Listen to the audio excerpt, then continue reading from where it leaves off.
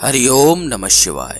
श्रीमद् भगवद गीता अध्याय प्रथम, गीता प्रेस गोरखपुर में श्लोक संख्या 42, यथा स्वरूप में श्लोक संख्या 41।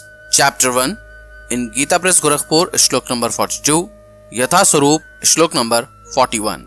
इस श्लोक में अर्जुन भगवान श्री कृष्ण को बता रहे हैं कि वंश की दुर्गति के पश्चात और वर्ण शंकर यानी जो संतानें अच्छी नहीं हैं, उनके जन्म के बाद किस प्रकार से पितरों के जल तर्पण एवं पिंडदान समाप्त हो जाते हैं, जिससे पितरों को गति प्राप्त होना समाप्त हो जाती है। तो आइए जानते हैं श्रीमद् भगवद गीता गीता प्रेस गोरखपुर एवं यथा स्वरूप में दिए गए अनुवाद एवं तात्पर्य। श्लोक: संकरो नरकायैव कुलघ्राणान् कुलस्य च पतन्ति पितरो ह्रेषाम् लोप्तपिण्डोदक्रक्रियः। श्रीमद् भगवद गीता गीता प्रेस गोरखपुर में अध्याय प्रथम श्लोक संख्या 42 का अनुवाद कुछ इस प्रकार से दिया गया है। वर्णशंकर कुलघातियों को और कुल को नरक में ले जाने के लिए ही होता है। लुप्त हुई पिंड और जल की क्रिया वाले अर्थात श्राद्ध और तर्पण से वांछित इनके पितर लोग भी अधोगति को प्राप्त होते हैं। श्रीमद् भगवद गीता यथा स्वरूप में अध्याय प्रथम श्लोक संख्या 41 का अनुवाद कुछ इस प्रकार से बताया गया है। अवांछित संतानों की वृद्धि से निश्चय ही परिवार के लिए तथा पारिवारिक परंपरा को विनष्ट करने वालों के लिए नारकीय जीवन उत्पन्न होता है। ऐसे पतित कुलों के पुरखे अर्थात पितर लोग गिर जाते हैं, क्योंकि उन्हें जल तथा पिंड दान देने की क्रियाएं समाप्त हो जाती हैं।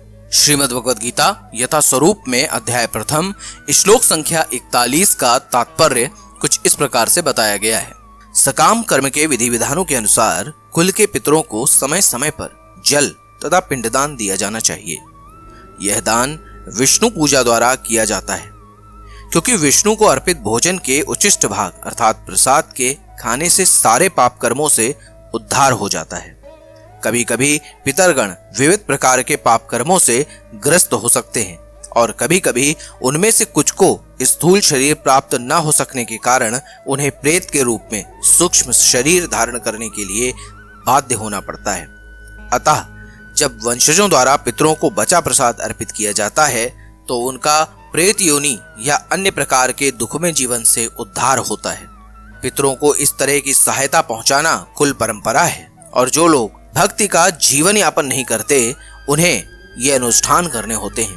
केवल भक्ति करने से मनुष्य सैकड़ों क्या हजारों पितरों को ऐसे संकटों से उबार सकता है।